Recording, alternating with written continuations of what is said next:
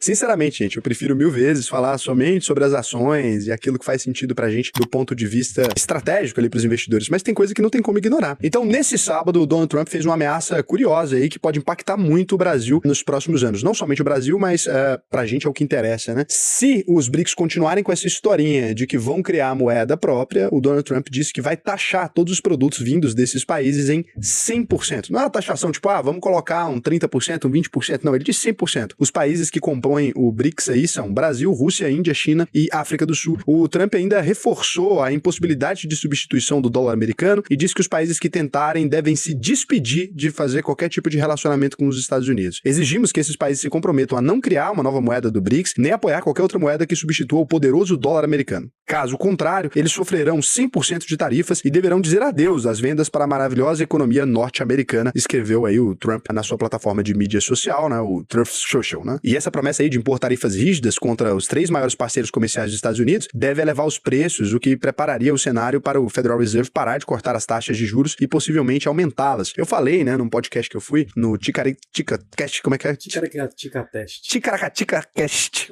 Esse nome é muito difícil, né? Eu falei lá que, sim, o Trump, ele tem essa postura mais radical e nos comentários mesmo tem gente questionando, né, se eu realmente tinha uma boa compreensão do que era o Donald Trump, que ele era um cara muito mais liberal e etc. Eu disse que o único receio que eu tinha com o Trump não era de guerra, não era dele ter pulso firme com os outros países, não era dele ameaçar a Rússia, não era nada disso. Era muito dessas imposições comerciais e dessa crença que os Estados Unidos são o país mais importante do planeta Terra, a única coisa que interessa que acaba levando ele a tomar essas medidas, ou pelo menos dizer que vai tomar essas medidas um pouco mais desesperadas por conta desse crescimento da China e essa substituição. Na prática, isso aqui era pra ficar nisso, né? Então beleza, deixa o Trump falar. Só que o chanceler da Rússia, ele terminou de colocar um problema no nosso caminho. Olha só onde que o Lula nos enfia às vezes. Criar moeda dos BRICS para competir com o dólar foi ideia do Lula, de chanceler russo. Ou seja, essa mensagem do Trump não é uma mensagem para os BRICS, é uma mensagem pro Lula. Meu Deus. Sim, é a gente. E ele tirou o corpo fora, a Rússia, filhos da mãe, largou a gente, é aquela, vamos, 5x10 tá tranquilo, eles são grandes, mas nós é ruim. E aí o russo falou, vai dar pra mim não. Tem que parar de arrumar essa confusão. Tem que parar de arrumar essa confusão. É literalmente isso. É porque já estão num problema sério, em guerra, uma situação. O ministro das Relações Exteriores da Rússia, o Sergei Lavrov, declarou que o presidente brasileiro, Luiz Inácio Lula da Silva, o presidente do país, nosso país no caso, foi quem deu a ideia de criar a moeda única pros BRICS. Não tô acreditando que foi a gente. Por que a gente mexeu com isso? Detalhe, acho que o Brasil vai ser o país que vai ser o presidente do BRICS agora, né? Então a gente tá com um problema essa é uma ameaça direta ao Brasil. Tipo assim, para com essa porra aí. Vocês ficar com conversa de criar moeda, a gente vai taxar essas carninhas de vocês aí em 100%. Essas carninhas e metal e tal. Bom, que tem uma questão, né? Do ponto de vista pragmático, se o Lula der uma recuada agora, eu acho que fica por isso mesmo. Acho que, Tava brincando, foi mal aí, velho. Não tava querendo criar moeda não, tá doido? Né? Porque aparentemente nossos brothers não estão tão animados não. E do ponto de vista realista mesmo, assim, olha, os Estados Unidos vai taxar a China, o Brasil e a Rússia? Não vai, pô. Não vai porque para os Estados Unidos também seria assumir um problema muito grande. Não é como se eles não tivessem um monte de McDonald's aqui, vendendo carro da Ford, etc. É claro que a gente se prejudica mais nesse caso, né? Mas a exportação de commodities para os Estados Unidos também garante que eles tenham preços menores nessas commodities, que eles consigam fabricar mais produtos. E assim, não falo nem nada deles fazerem isso com a gente, mas a mesma coisa eles teriam que fazer com a China, né? O BRICS também é composto pela China ali. Quem é a economia dos Estados Unidos hoje sem os produtos importados chineses? Então assim, na prática, dá para ele fazer isso dessa maneira? Não. Dá para aplicar sanções mais leves? Dá. O Brasil, ele não deveria encabeçar nenhum desses dois lugares, tá? A gente tem um conflito que tá acontecendo entre os Estados Unidos e a China, e pra gente esse conflito é ótimo, porque ele promove uma compra melhor dos nossos produtos, quem faz o melhor acordo, etc. Ele permite que a gente ficar fazendo um leilãozinho. Assumir um lado nessa questão não é, de forma nenhuma, o lado mais inteligente. O Brasil sempre soube fazer isso muito bem. A nossa diplomacia é famosíssima pelo nem-nem. Você repara que nem o Bolsonaro deixou de ir lá na Rússia durante o conflito gigantesco, né? Nem ele que fala, sei lá o quê, foi lá, fez a reunião com o Putin, conversa com França, conversa com China, conversa com os Estados Unidos, porque sempre foi nosso esquema. Não, vocês querem vender Peugeot? Vende Peugeot aí,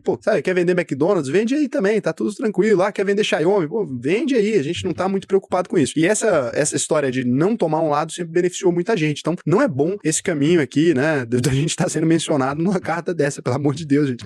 Que show da Xuxa é esse que o Lula tá fazendo? Então, isso aqui eu acho que era melhor agora, tomara que o Lula tenha o bom senso de recuar ali e falar, gente, olha, a gente sabe que os Estados Unidos e a China vão entrar num conflito e pensa num pessoal que não quer estar do lado lado de ninguém, né? Nós dois. A gente tem nada a se beneficiar, a gente importa de um e vende pro outro, exporta pros dois, na verdade. O maior parceiro comercial do Brasil é a China, né? Então, assim, não tem nexo pra gente tomar lado numa discussão que a gente não pode ganhar nada. De todo jeito, aqui a gente perde, tá? Seja arrumando encrenca com o Trump, ou seja com Xi Jinping, de um jeito ou de outro, é péssimo pro Brasil. Mas você pode estar pensando, Raul, isso aqui impacta os nossos investimentos aqui? Com certeza, né? É mais um problema pra gente lidar agora, né? O dólar, inclusive, já amanheceu subindo, não só por conta desse problema, mas agora mais questões, né? Um desequilíbrio aí dessas relações, a gente parece que vai demorar a entrar no eixo, né? Quanto mais eu rezo, mais assombrações me aparecem. É uma frase que minha mãe me dizia quando ela estava vendo que as coisas não estavam se organizando. É uma frase que, de fato, faz sentido. Do ponto de vista racional, o que a gente precisa compreender agora, porque eu sei que vocês ficam muito ansiosos com essas notícias, como se o Brasil fosse acabar e essas coisas todas. Não sei se vocês perceberam, eu tinha dito também em outro programa, na UVP Capital, no Lucros Líquidos, que eu fiz na sexta-feira, não foi? Fiz o Lucros Líquidos e as pessoas acharam que eu tinha bebido uísque, mas tinha bebido nem uma dose ainda, a gente tinha acabado de servir quando eu fiquei pistola. E eu tava falando sobre esse terrorismo que os influenciadores estão fazendo aqui. O que é a grande questão? Eu falei, olha, eu tô indo nos shoppings, os shoppings estão lotados, as pessoas negacionistas, quando você quer que as coisas deem errado, você quer que tudo esteja fora do eixo pra ir de encontro com aquela crença que você tem, né, política ali, isso é um problema também, não é assim que se vê, eu tenho os meus viés, eu sou um liberal, etc. Não sou a favor desse governo, como deu pra vocês verem na metade do vídeo, mas a gente precisa ser bem realista. Eu falei, olha, estamos vendo os shoppings lotados, as lojas estão lotadas, o mercado tá aquecido, o mercado financeiro errou o PIB 2 vezes, né, e não errou pequeno, era pra ser 1,5, também 3 ponto alguma coisa, é um erro muito longe, a inflação subiu e vai ultrapassar a meta, óbvio, né, principalmente com essa questão do dólar, então tem múltiplas questões aqui, e aí vão querer justificar somente com injeção do dinheiro na economia, não é só, né, mas a gente teve a maior Black Friday dos últimos 4 anos, não tinha ninguém dizendo isso dentro do mercado financeiro, você pode voltar vários dias aí, ninguém, todo mundo falou que o mercado tava acabado, o varejo morreu, sei lá o que e tal, eu tava falando, olha, na sexta-feira eu falei, os shoppings estão lotados e tal. Eu moro no centro do Brasil, né, gente, aqui a gente tem uma avenida onde passam os caminhões que estão cruzando o país, se aquela avenida, né, se a BR ali, no caso, tá completamente cheia de caminhão o tempo inteiro, a gente sempre sabe que o mercado tá mais aquecido, tanto é que quando começou a esfriar, né, alguns anos atrás, também falei, pô, tá complicado, não tá vindo o mesmo volume de caminhão. Ah, isso é uma métrica empírica. É uma métrica empírica, mas ela funciona. Fui em São Paulo, o shopping tá lotado. Fui no aeroporto, o aeroporto tá lotado. Fui nas lojas daqui, tá lotado. Fui em Belo Horizonte, tá lotado. Fui pra Bahia, tava lotado. Então, assim, todos os shoppings lotados, não tem como, cara, existir um cenário onde não viriam bons números do varejo. Claro, muito ganho nominal também, aquele voozinho de galinha, mas de fato a maior Black Friday dos últimos 4 anos. E aí a gente retoma pra base. Você tá agora com a chance de investir em bons ativos. É aquela coisa, a mola, ela vai se comprimindo, ela vai se comprimindo. A mola do Ibovespa, ela tá comprimindo. Ela vai arrebentar. E ela vai estourar pra cima, porque tem um momento que não dá mais pra segurar somente com pessimismo. As empresas são baseadas no lucro que elas têm consistentemente, nos dividendos distribuídos e nos múltiplos. Esse nível de múltiplo que a gente tá operando no Brasil nos últimos anos, desde 2008 ali, ele veio de uma compressão que tá chegando muito próximo de um limite, porque senão daqui a pouco o mercado fica tão barato que começa a compensar para as empresas externas começarem a fazer mais negócios aqui, adquirirem algumas empresas, principalmente com esse descompasso do dólar. Então, assim, necessariamente, eu não sei se agora, se daqui 2 anos, se daqui 3 anos, 4, 10, eu não sei, eu não sou capaz de prever isso, qualquer pessoa que te diga que é capaz não tem essa capacidade. Mas necessariamente a gente está apresentando boas oportunidades agora, essa mola está sendo comprimida e ela vai se soltar exatamente como aconteceu em todos os outros ciclos econômicos, não só da nossa história, como da história do mundo inteiro. E aí o que eu te peço? Não fica fora, compra, faz seus aportes, você deveria ter investido lá fora desde sempre, eu falo isso aqui, desde que criei o canal, né? Eu invisto lá fora desde 2014 e falo aqui desde 2019. Invisto em Bitcoin, compro Bitcoins há anos, né? Já mostrei pra vocês aqui, meu meio do mercado Bitcoin em 2013, eu vendendo Bitcoin já naquele período, né? Fiz matéria lá, Daniel Fraga na época, símbolo do libertarianismo, tudo isso. Eu tenho essas moedas, só que não é o momento pra você olhar nas coisas quando elas estão no topo do histórico delas. Ah, mas pode ser que o dólar se descontrole muito mais, etc. Sim, você vai ter, se você tem um patrimônio relevante, você vai ter que ter algum nível de dolarização independente do preço que o dólar esteja. Só tem que tomar cuidado pra você não se guiar somente pelo viés da urgência, né? Você ficar investindo, poxa, agora ficou urgente, agora eu vou comprar, agora ficou urgente, agora eu vou comprar. Mantenha a sanidade. Pensa bem no que você está falando, ouve, entende as coisas, não fica preso a essa narrativa, vou investir só nos Estados Unidos, porque os Estados Unidos agora é o campeão do mundo, vou investir só na China, que a China é campeã do mundo, o Japão, a Coreia do Sul, sei lá o quê, um novo país que é o pico das estrelas. Faça sempre uma diversificação total, você pode se expor aos mercados globais, você não precisa ficar refém desse tipo de coisa. E toma cuidado com esse viés político, porque a gente tende a querer estar correto. Então assim, você lá atrás falou, agora eu vou votar no Bolsonaro, o Bolsonaro não ganhou, o Brasil vai acabar, porque é isso, que a campanha eleitoral dizia que o Brasil ia acabar. lá se o Bolsonaro não ganhasse, que é uma coisa muito que o Lula faz também, né? O Alckmin era fascista, depois é vice dele. É totalmente incongruente, né? Olha, o Brasil vai acabar porque agora o Temer é presidente da República, que a Dilma tomou um golpe, e os golpistas vão acabar com o país e tal, e daí não acontece muito nada, porque o Brasil tá sempre nesse mais ou menos. No geral, as boas empresas e os bons negócios do Brasil, como você vê os números deles ao longo dos anos, eles são crescentes, os bons dividendos estão crescendo, tem empresas brasileiras exportando a múltiplos muito maiores, não é ruim para todas as empresas do mundo, o dólar nesse patamar, isso ninguém te conta, né? Pra quem vende commodities, você acha que os caras do agro agora estão, nossa, tadinho, né?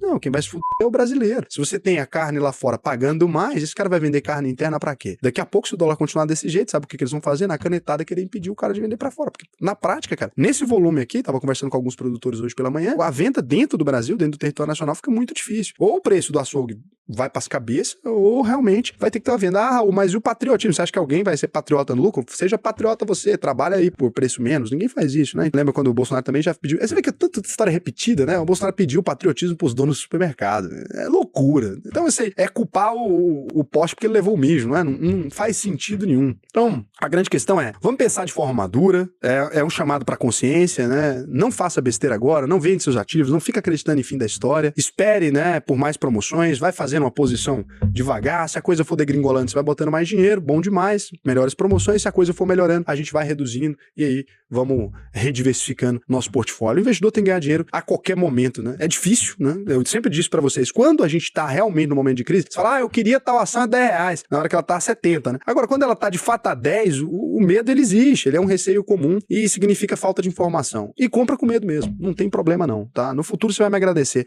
Mas a Venezuela, gente, pelo amor de Deus, a Venezuela tinha só petróleo ali. Mas a Argentina, vai lá, compra a bolsa da Argentina, então, se é o bichão da goiaba, pega na crise ali, vai lá e compra as maiores empresas, pega e compra o Mercado Livre, etc. Boas empresas continuam caras, independente da moeda corrente, tá? Então, se você quiser aprender a investir comigo, no Brasil e no mundo inteiro, o que você vai fazer? AUVP.com.br. AUVP.com.br, menor turma do ano, dezembro. Dezembrão, por que é a menor turma do ano, Raul? Dezembro, primeiro que a gente nem faz a turma até o fim do mês, né? A menor turma porque pouca gente está interessada em aprender a investir nesse momento. Todo mundo tá pensando em gastar dinheiro agora, né? Pô, o que eu vou comprar no Natal? Pra onde que eu vou no Ano Novo? Com quem que eu vou? Gastar dinheiro com as gatinhas? Competir com os caras do cabelinho pra trás? E as moças já estão pensando aí, pô, qual procedimento se faz nesse momento pra ficar legal? Fazer meu cabelo, minhas maquiagens, né? Aquela coisa toda. E na prática, se você quiser, então, esse é o melhor momento pra você, porque é a turma que tem mais atenção ali, a turma que eu acabo entregando em janeiro, então você nem vai fazer as aulas nesse momento agora, você vai fazer mais as aulas em janeiro. Você começa ela em dezembro, mas o grosso mesmo das lives ao vivo, etc, você pega em janeiro, você acaba tendo 2 semanas de acompanhamento a mais. Então, a melhor turma do ano. Se você quiser, pode ir ao vp.com.br, preenche o questionário bonitinho, que vai ser um prazer te ensinar a investir no Brasil e no mundo inteiro. E lembrando, né, a UVP desse mês ainda, se você é aluno, dá uma olhada lá na nossa comunidade, que tem um presentinho lá que a gente colocou para quem convidar um amigo aí para a UVP, né? Então, se você convida um amigo, tá bacana. Por quê? Porque a menor turma, a gente sempre tenta dar um gás pra quem dá um help aí. A gente sabe que o boca a boca de vocês sempre foi a nossa maior força, mas nesse período é bom. E pra você que não me conhece ainda, a UVP é a maior escola de investimentos do país, plataforma de investimento própria. Cara, tudo incrível, né? Então vai lá que você vai ficar muito feliz de conhecer a gente. E a gente ainda tem um compromisso que se você não aprender a investir, eu devolvo 100% do seu dinheiro. Vou ver se tem algum comentário aqui. Olha o que eu tava assistindo, ó. Tava assistindo o Fraldinha com Arroz Caldoso, do Alex Atala. Cara, o Alex Atala, ele cozinha bem, né, cara? Tinha que gravar um vídeo com ele, hein? E, cara, o Alex Atala, ele é BTG, né? Dá pra gente gravar o videozinho com o Alex Atala. Acho que eu consigo esse contato. Eu tenho um evento pra ir amanhã do Alex Atala.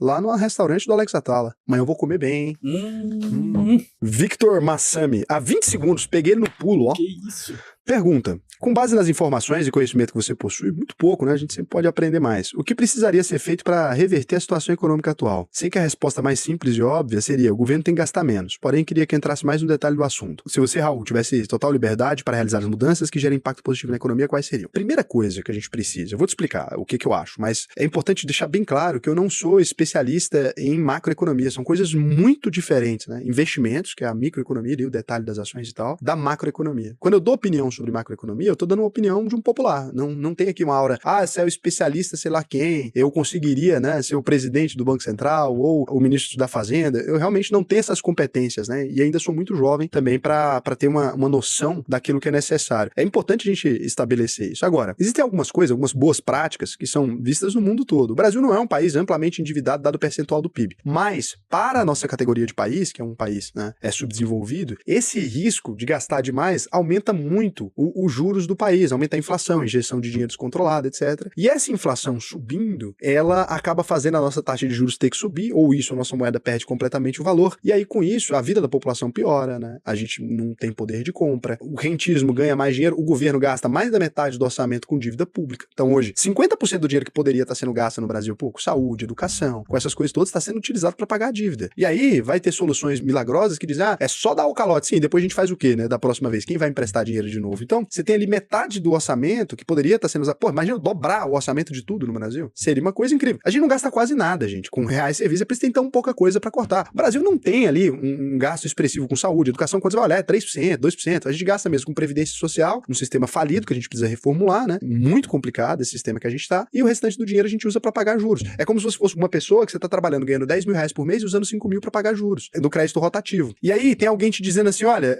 talvez se você parar de gastar desse tanto, você consiga reduzir esse crédito rotativo. Aí você fala, minha qualidade de vida nesse momento vai piorar. Sim, porque você passou dos limites em todos esses outros pontos, né? Você foi gastando mais. E a gente continua fazendo. Então, assim, é lógico que não se compara com o orçamento de uma residência em si, porque o governo tem a prerrogativa de imprimir dinheiro, a dívida tá em reais, ele imprime reais, ele pode só ir e levando a dívida pra frente, mas estrito senso, parece fazer sentido isso? Não parece fazer sentido o que o governo faz. Né? Não, é um caminho que vai levar a gente pra onde, entende? E você vê que todos os países que conseguiram, né, controlar isso, manter essa taxa de juros mais baixa, controlando esses gastos, eles conseguiram ter um melhor desempenho. Só que não é tão simples assim, porque tem diferentes escolas econômicas que vão dizer, olha, a economia responde com mais estímulo, a economia viciada responde com mais estímulo. Então é muito complexo. Eu, sinceramente, se eu tivesse o poder, eu cortaria tributos, muito tributo, das pequenas empresas. Basicamente tudo. Eu acho que é o único jeito que a gente tem de encaminhar para uma solução rápida e sem mexer tanto na vida da população. Se a gente eliminar o tributo, basicamente, dessas empresas menores, né, empresas menores e médias empresas, a gente tem uma chance de ter uma ampla contratação, empregos de qualidade, pessoas gerando dinheiro e a produção subir, porque a produção do Brasil, a produtividade é muito baixa. Mas aí você iria arrecadar menos, né? Mais ou menos, porque quando essas empresas crescem, não necessariamente o arrecado menos. Acho que a gente tá errando o caminho. É por isso que eu não fiquei triste com a ideia de isentar quem ganha até 5 mil. Acho que pode ser boa.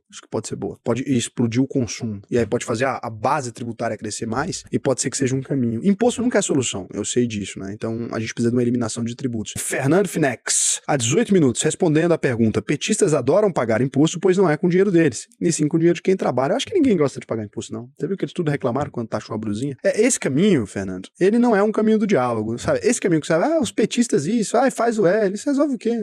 E pior que tem gente grande da comunicação que faz a mesma coisa. É tão bobo. Vocês falam como se você estivesse em outro país e que todo mundo que votou no Lula tá num país diferente, só eles vão se é tão louco, é tão louco. Petistas gostam de pagar tributo. Porra, que petistas gostam de pagar tributo? Quem que gosta de pagar imposto, cara? Pelo amor de Deus. Sabe que todo mundo é assim, ó. Dois compadres estão conversando. Um deles tem 2 galinhas, né? E o outro tem 3 galinhas. Daí fala, compadre, tem gente aí que tá com 150 cabeças de gado. Você não acha que o governo tinha que criar um tributo em cima desses povo que tem mais de 150 cabeças de gado? Aí o cara fala, é mesmo, tinha que criar um imposto, o que é isso? Vocês estão ganhando dinheiro demais. Aí fala, não, e tem gente também que tem mais de 100 porcos. Não tinha que criar um tributo em cima dos porcos? Tinha que criar um tributo em cima dos porcos. E de galinha, quem tem mais de 100 galinhas também tinha que criar um imposto. Daí chega um outro compadre deles e fala, e do imposto de quem tem 2 galinhas? Aí eles, não, aí não. Aí não, que eu tenho 2 galinhas, aí não pega bem pra mim. Então, o mundo é basicamente isso. Você quer tributo? Pros outros eu quero. E pra mim, ninguém quer. Esse é o ponto. Quem gosta de imposto? Você fala assim, ó, alguém tá pagando menos imposto que deveria. É você? Você fala, não, eu não. É isso, esse é o ponto. Triste, né, esse tema, ficar todo dia nessa história. O que vocês querem que eu fale no próximo vídeo pra gente sair desse tema? Comenta aí embaixo, que esse vídeo vai sair na quarta, esse daqui sai hoje, mas o vídeo que vocês pedirem vai sair na quarta. Beijo.